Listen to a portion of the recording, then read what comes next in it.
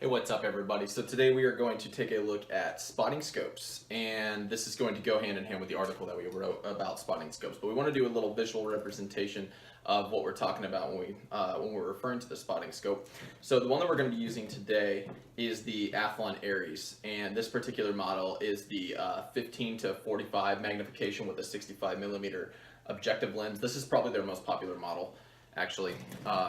So what we're dealing with, and this is mainly for those of you that are pretty new with spotting scopes, what we're dealing with in today's video and blog post is we're going to look at mainly the anatomy of it.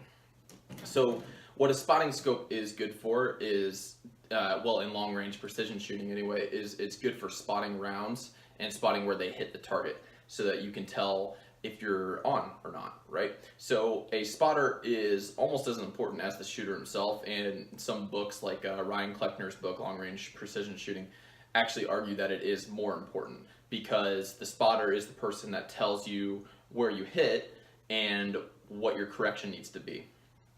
Now, they use a spotting scope to do this, and because in a spotting scope is much more effective at doing this because it doesn't have the reticle, and it typically has a higher magnification, and it's just dedicated for the sole purpose of spotting the rounds. Okay, and in hunting, I mean, it's used for spotting animals and whatever kind of game you're hitting or whatever. Now,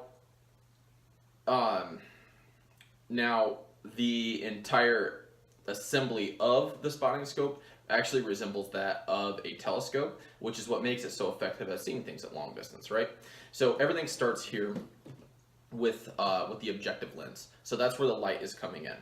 Now the objective lens, and we're going to talk about the Aries in particular, which is this spotting scope, but you know, this is pretty unanimous among any other spotting scopes out there too. This objective lens is what's made of ED glass, and we wrote an entire article about ED glass, and if you want to check that out, it'll go into more detail about it. But basically what you need to know about ED glass is that it's glass that's treated in a certain way in order to make it in order to make the light waves come together at a specific focal point, which is going to make it much clearer when you're looking through the eyeglass up here. It's gonna make the image clear. When it doesn't do that, light waves tend to disperse because all the different colors of light have different wavelengths, and they're going to come together at different focal points, which leads to a more blurred image. Well, on something like a spotting scope where you're seeing objects like at potentially 1,000 to 2,000 yards away, that's going to be a really big issue because the amount of difference between like the fuzziness in the picture could potentially block out like where the round hit or whatnot. So it's really important that things like spotting scopes do have ED glass, and most rifle scopes that are worth the money anymore are starting to have ED glass too. Okay, so what's the next part, or the next really important part, would be the prism assembly, which is right here. So if you ever noticed when you stand in a mirror, your image tends to be inverted. Well, optics have the same exact problem, and what the prism assembly does by the use of things like Porro prisms is it erects that image through the different prisms that it uses in there. So sometimes it'll use two prisms, like this for example will use two prisms that are almost aligned like this to each other, and what that does is it takes in the light, or actually it would look more like this. It's not a gang sign or anything, don't worry about that. It takes in the light from the objective lens here and reflects it back to here, right? And then that light goes back through the eyepiece, which is the last part of the entire assembly, which is the eyepiece or the eyeglass. So the eyeglass's full responsibility is to get the light to you that is passed through the objective lens and the prism assembly in the correct magnification.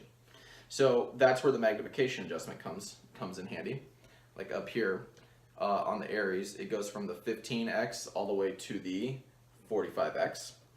And the eyepiece's responsibility is to take in whatever light it's getting and then magnify it to whatever magnification setting that you have, that you've set.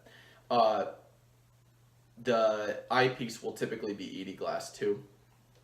Now, another feature that not all spotting scopes have, but the Aries actually does, is the focus right here. So when you magnify things, sometimes the focus can go a little bit out, and the focus knob here just adjusts that adjusts the glass in a way to where it refocuses the light so that it's coming in clear.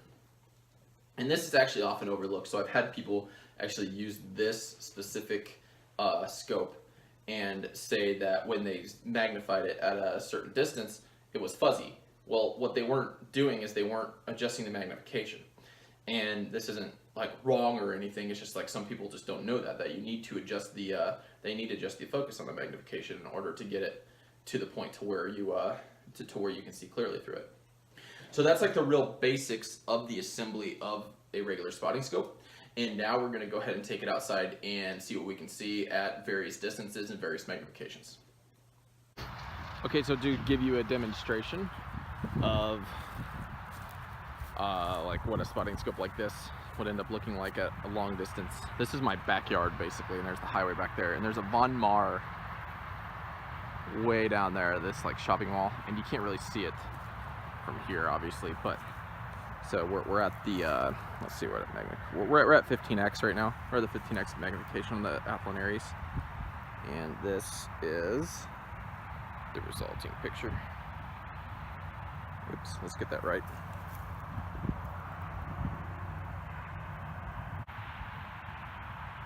So there's the Von Maur.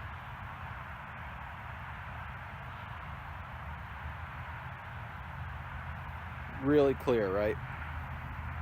So extremely clear glass. And this is just 15x magnification. We're going to take it up a notch here in a sec too.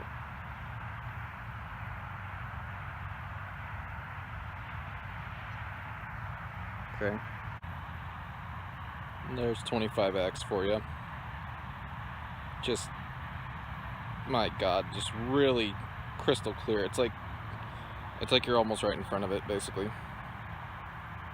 And again, with the naked eye, you can't even, like, you can barely even see that building. There it is right there. Yeah. This is as far as my phone camera will zoom in. Let's take it up to 35. There's 35x. Now at the 45, we're literally going to be able to get right up on those letters, I think. I haven't done it from this angle before, but it's going to look really, really good. And there's 45. And just look at the detail that you can see from this distance. And this isn't even the highest magnification scope. Now it's the highest magnification that this one will go, but it's not the highest magnification you can get on the Aries.